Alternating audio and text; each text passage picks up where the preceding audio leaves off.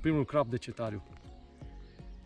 La o pungă pe vea cu pelete și lichid Empower Squid de la Bogdan de la Carplus.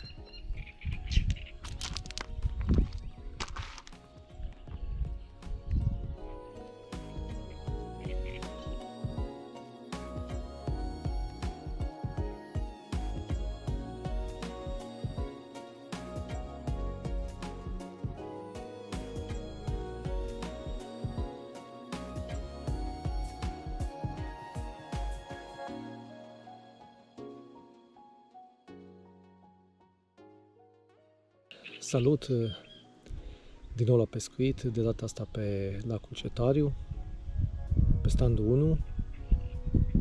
Am venit ieri după masă, ne-am instalat. Azi noapte nu am prins niciun pește.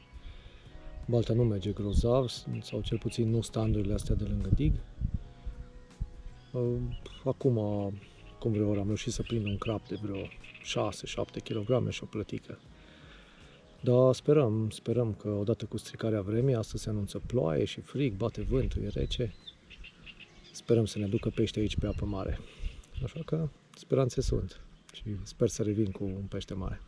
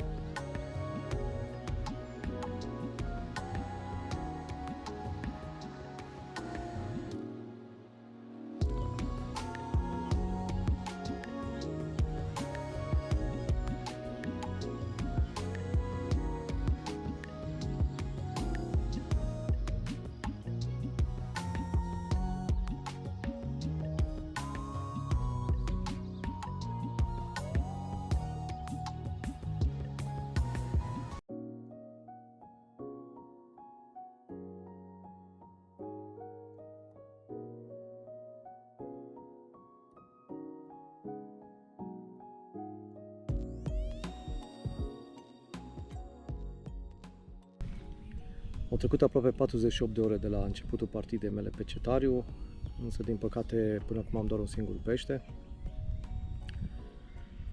Vremea, condițiile meteo nu ne ajută, vântul bate de când am început partida numai către coada lacului și așa a și bătut în ultimele 7 zile, din câte am înțeles, și din prognoză nu se va schimba nimica.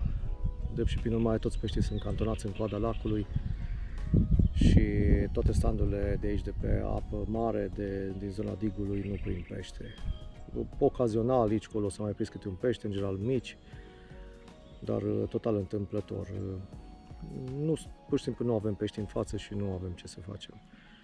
Am încercat să pescuiesc cu pungi solubile, am încercat să pescuiesc chiar și la zigrig, chiar și acum am o lansetă pe zigrig, însă până acum n-am avut nicio prezentare, nici măcar la zigrig. Nu mai încercăm, dar cred că pot spune deja de pe acum, cu toate că mai avem încă 24 de ore, nu se va întâmpla nimic notabil, pentru că vremea nu se va schimba, nu va apărea acel declic care să facă peștii să mănânce pe apă mare. Și dacă va fi să prind sau să prindem vreun pește, trebuie să spun că va fi total întâmplător, bazat doar pe noroc. Nimica, nu pot să zic că poți să-i aduci pe un pat de nadă sau că doar dintr-o pură întâmplare se va putea întâmpla ceva în cele 24 de ore rămase până la sfârșitul partidei. Sperăm, așa e tot timpul, atât timp cât ai lansetele în apă, trebuie să speri, însă, așa cum ziceam, șansele sunt mici. Vedem până mâine dimineață ce se mai întâmplă.